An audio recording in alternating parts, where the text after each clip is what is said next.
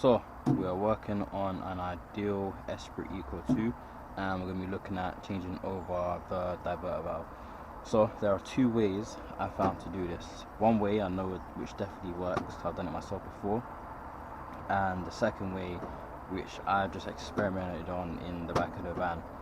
So I haven't tried it in real life, and I know theory and practical are two completely different things. But I'll show you both. For like the second video will be helpful to you anyway, just in case.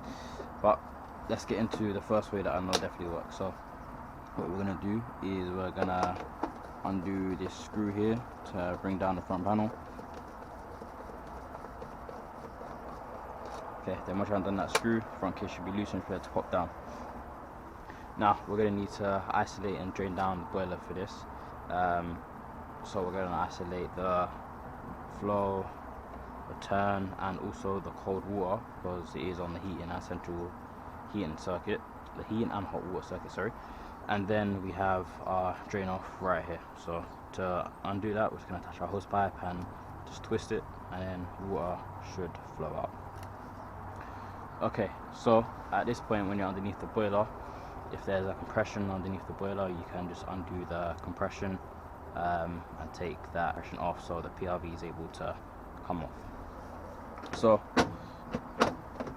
front case should come down, and then this is what we are left with. So I know the diverter is down here, but at some point we're going to take the expansion vessel tube off, so we'll just undo these two screws.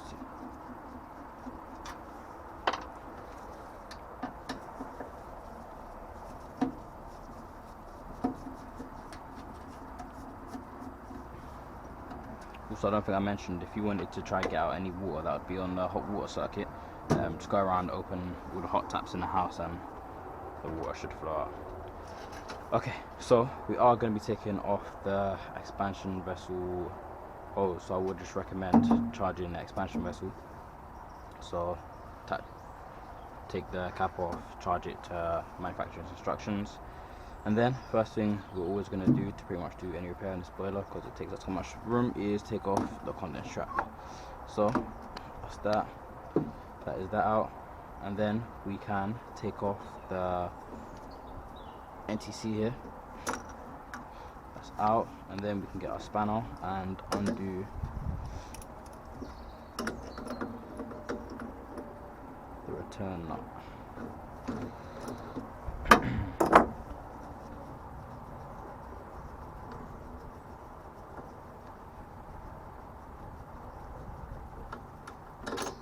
Okay, and then we can just twist that to the side of our way. Okay, so what we can do next is take off the plate. So we don't need to take the plate off all the way, so we're just gonna unscrew this side quite a bit and unscrew this side quite a bit, and water will come even though you drain the boiler, so be aware of that. I'm just taking off the plate. So if you want, there's two ways. You can hold the plate and take it out all the way, so unscrew it, and then take the plate out and bring it out. I'll show you both ways quickly.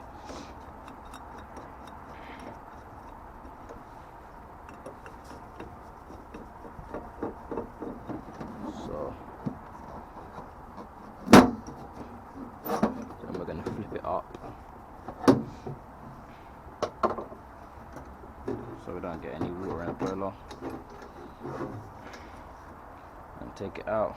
Or if there's not too much water coming out of it, you can just unscrew that side a little bit, completely take that screw out, and then it should just drop down out of the way. But since I've taken it out, I'm just going to leave it out. And then we have 3 screws underneath that we're going to undo to take out the pump body. So put that up, just a little bit busted. Okay, so we have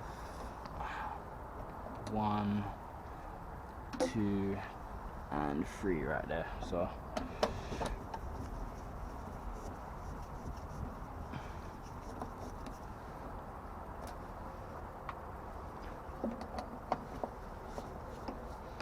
make sure you can see.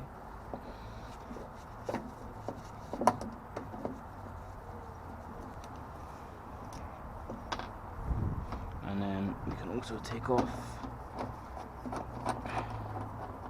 cord. Obviously yours wouldn't come off all the way, it would be attached to the pipe, but I'm just gonna take it off.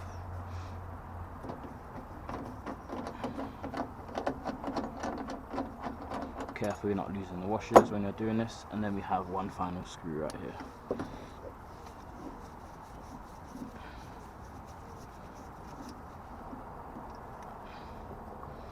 That's that. Let's pop that over there as well. Alright.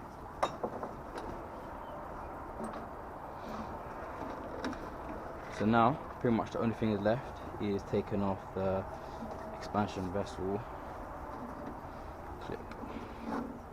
So I'll just get a hand in and pull that towards us, put that down, and then we're just gonna wiggle it down like so. And then what I like to do is just pop that and the seal through, so everything just comes out like so. Okay, and then we just need to undo the electrical connections on the pump. So what you do is you just get a little screwdriver, lift it up a little, and it should release the clip, allow you to slide it out.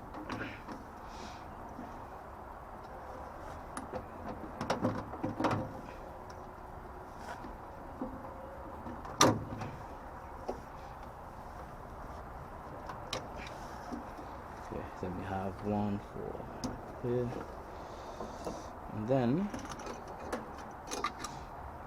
we have our diver.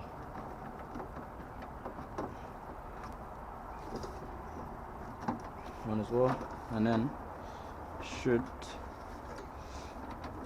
just wiggle out.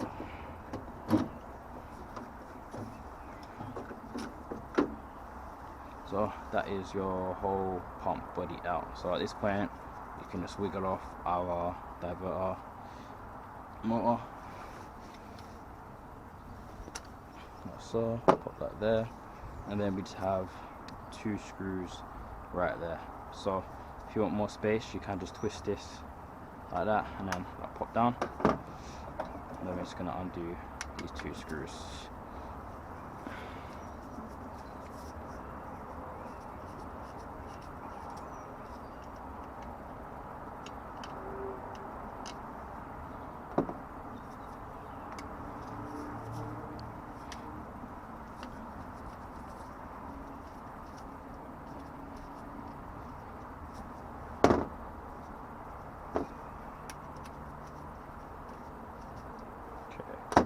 And then we are just going to wiggle the diverter out like so. Just put this screw to the side so I don't lose it.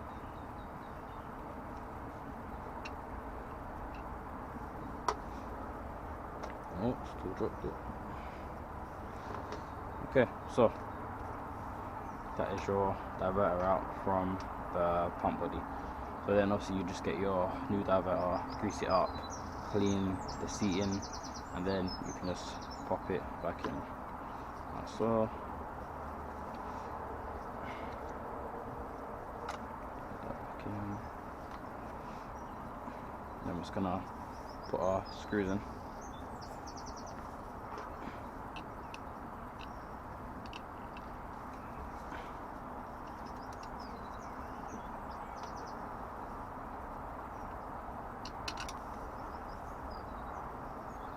Trying to make sure I've got it in line with the camera.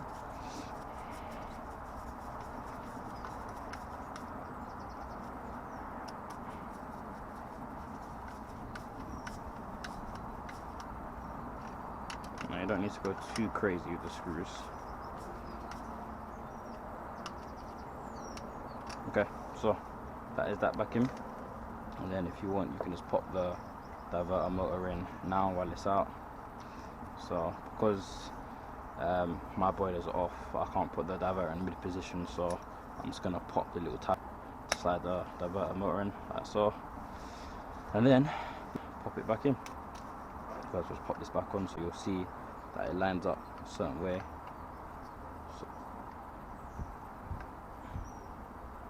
the seal's come off. So if you find that it's not going in properly, the seal might have come off.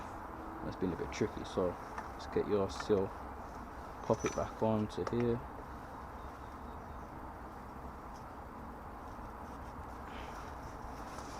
And then do it again. So twist that, go back in, and be careful not to lose your screw for the plate. Okay, so now we can pop it all back in.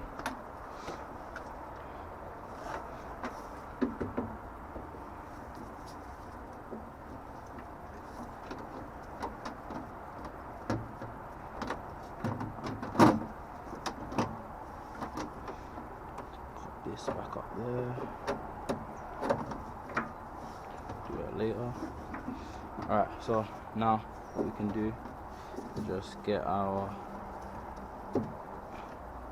return pipe, twist it back around,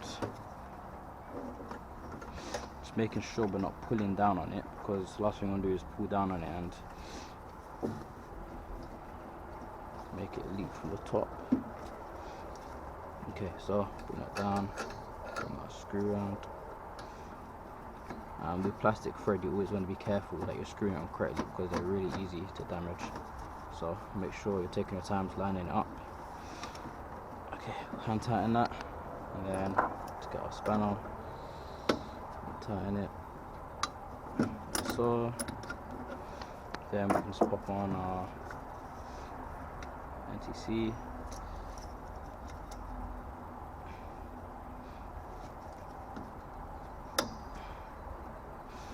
So then we can pop on our connections for pump.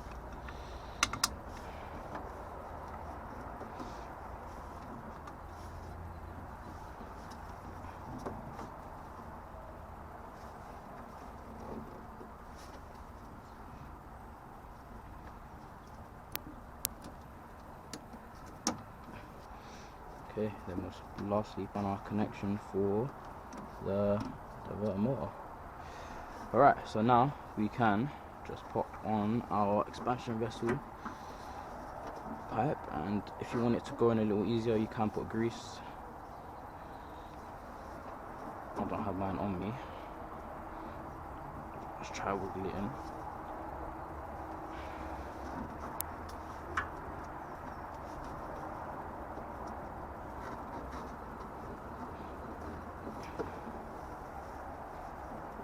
Being super awkward to go in. It's probably why I'd recommend using grease. Alright, let's see if I can get that in.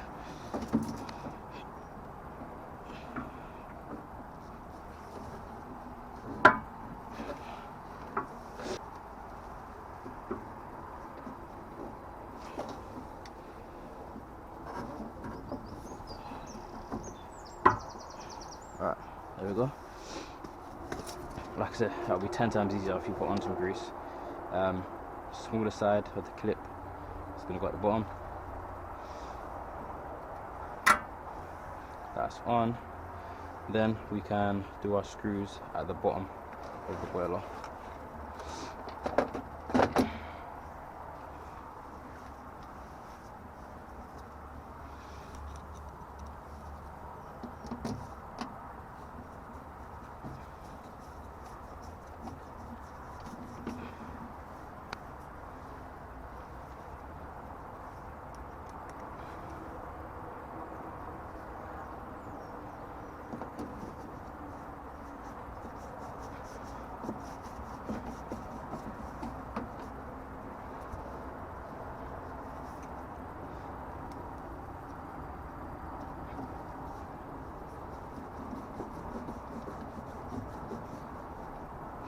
Okay, now those three screws are in.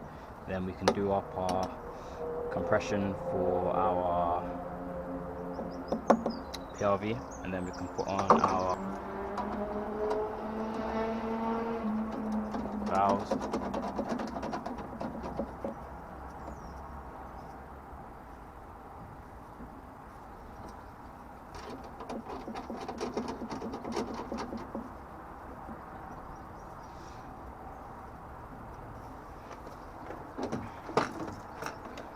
Trying to think.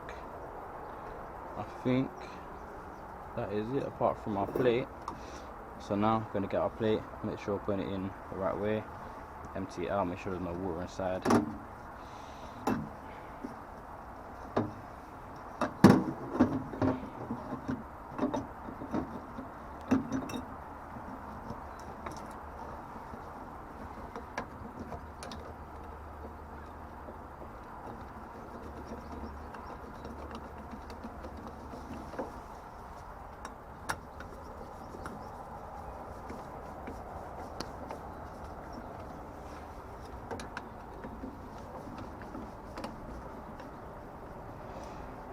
Okay, that is pretty much it. We just need to pop our condense trap back in.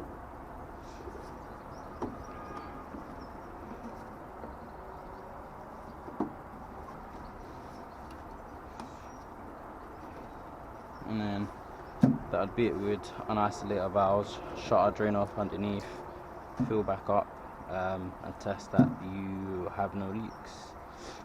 But that is it. The second part of this video would be doing the other way that I've found. Okay, so this is the second method to take out the diverter valve on the ideal Esprit Eco2 without taking out the whole pump body. I haven't had the chance to try this on an actual live boiler just yet. When I do get the chance, then I will let you know whether it works or not. But you're more than welcome to try. I mean, in theory it works, but I know theory and practical are two different things. So, I mean, you can give it a try. Worst case, you'll just have to take the whole pump body out. Only thing it's really going to cost you is a little bit more time to try. But if it does work, I feel like it will save you a lot of time, potential leaks, taking out all the other components.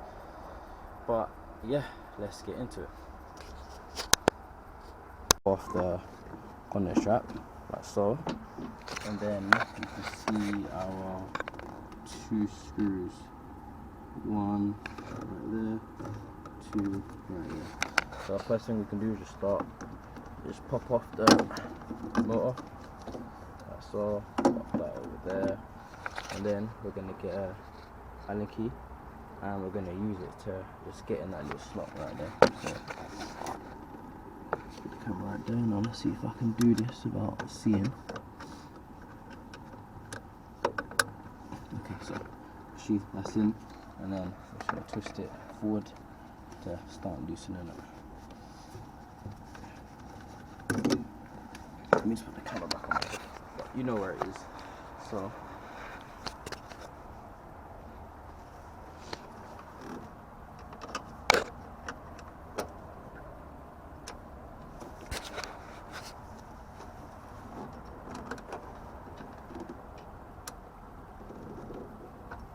okay, so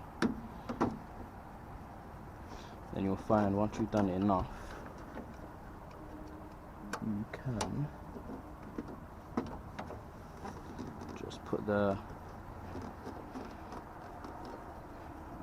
I just stuck, just put the Allen key in like this and just twist it out, so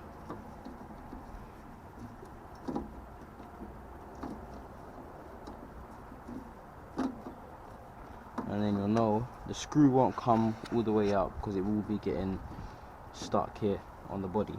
So you're just going to keep screwing until you can just see that the screw has come loose from the body. I'm not sure if you're going to be able to see that because of the lighting. Right there you can see the screw. You just want to keep screwing until you see that the screw has just come out and it's not attached to the pump body no more.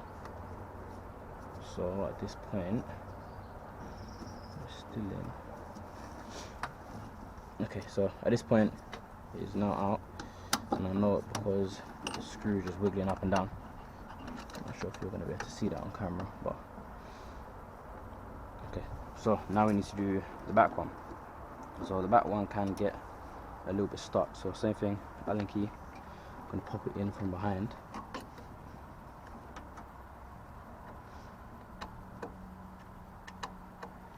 I'm just going to get it like that, and then we're going to get a spanner, attach it to the end. I'm just going to use a spanner as leverage to just twist it up and out.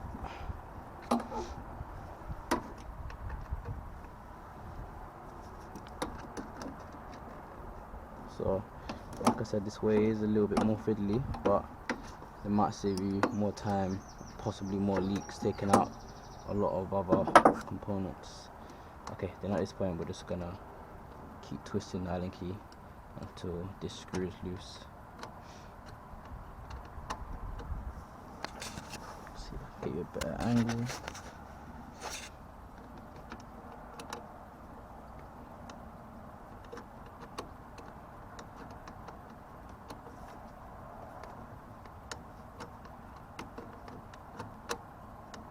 As you can see, the diverter is starting to come loose already, so we're getting there.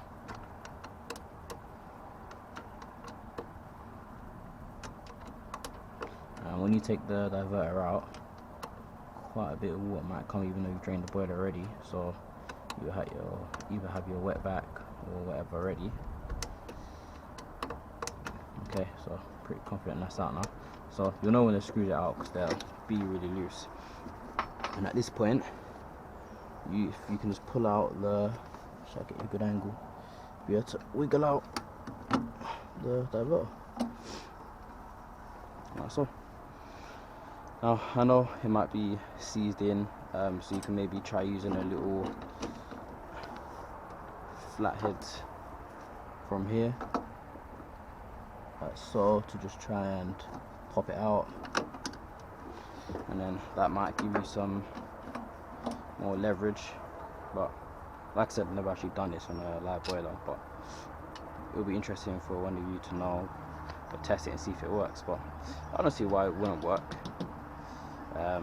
Only thing is, like I said, it might just be a little bit more difficult if the boiler is old and the screws and whatever are rusted or whatever. But yeah, so now same thing in reverse. What did I take? Maybe 5 minutes. So I don't want another couple of minutes for draining down the boiler and taking out everything. So put it back in.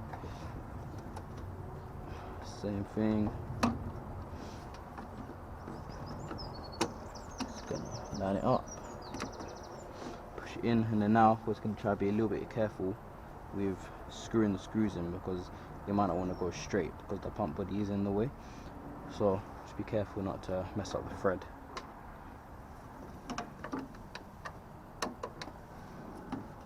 Okay, so start with this front one.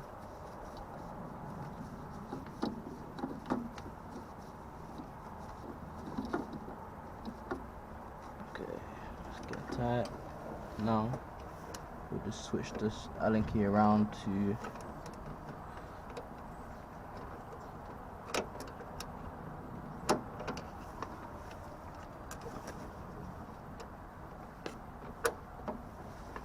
tighten it up.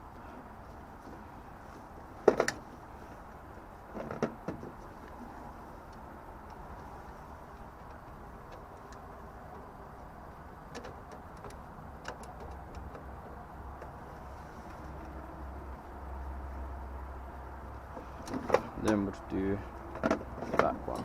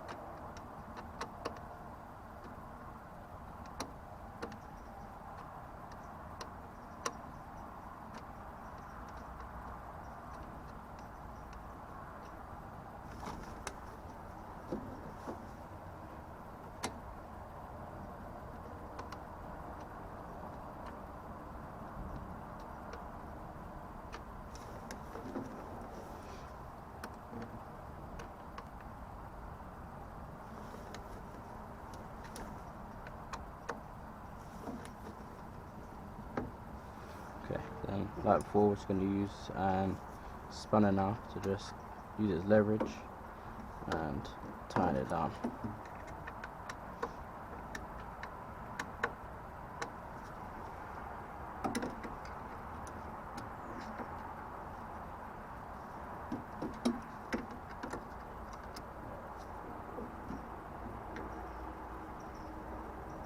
Okay, so that would be it. Then obviously we'll just put the diverter back in.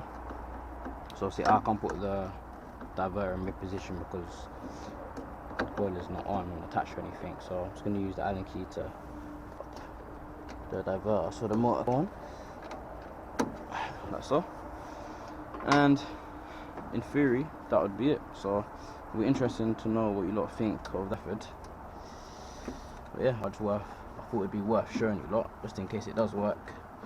But let's get that out, get that back in. Alright, that are the two ways of changing the diverter valve. Okay, one other thing you don't want to forget is just putting in this little seal here, as we want to keep the boiler room sealed. So we're just gonna work our way around and pop the seal in.